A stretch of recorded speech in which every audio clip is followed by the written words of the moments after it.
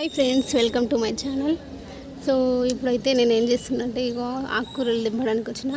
ఇక్కడ ప్రతి కుండీలో మంచి ఆకుకూరలు అయితే మొలిచినాయి. ఇవన్నీ నేను అసలు పోయలేను, వాటికి పడి మొలుస్తున్నాయి అన్నట్టు.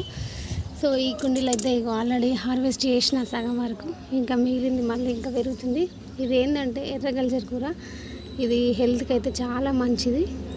కిడ్నీల స్పెషలిస్ట్ అనమాట. కిడ్నీలో రాళ్ళు కంట్రోల్ తగ్గిపోతాయి అన్నమాట దీనివల్ల. సో చాలా మంచిది. దీన్ని ఇంకా పునర్నవ అని కూడా అంటారు. సో ఇదైతే టేస్ట్ అయితే చాలా బాగుంది. నేను ఇప్పటికీ 2-3 టైమ్స్ వండినా, ఇంకా 3-4 ఫ్యామిలీస్కి కూడా ఇచ్చిన వండుకోవడానికి. అంతగానో మెరుగుతుంది అన్నట్టు.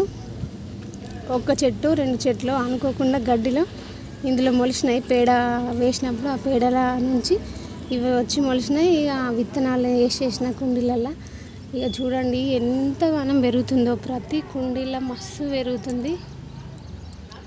ఆకుకూరలో అసలు మనం మళ్ళీ విత్తనాలు వేసుకోవాల్సిన అవసరమే లేదు. మనం ఒకసారి వేస్తే సరిపోతుంది అంతే. పైగా మనం హార్వెస్ట్ చేసేటప్పుడు ఒక 3-4 చెట్లు వదిలేస్తే అవే ఎండిపోయి అందులో విత్తనాలు తయారై పడి మొలుస్తూనే ఉంటాయి. ఇక్కడ చూడండి అన్ని రకాల స్టేజ్లో ఉన్న చెట్లు ఉన్నాయి.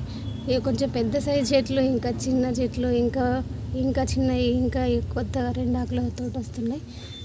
సో ఇలా ఇన్ని రకాల మొలకలు అయితే ఇందులో ఉన్నాయి అన్నట్టు. ఇది హెల్త్కి చాలా మంచిది. సో నేను ఈరోజు ఇప్పుడే ఫ్రెష్గా తెంపేసి వండుదామని చెప్పేసి హార్వెస్ట్ చేసుకుంటున్నా.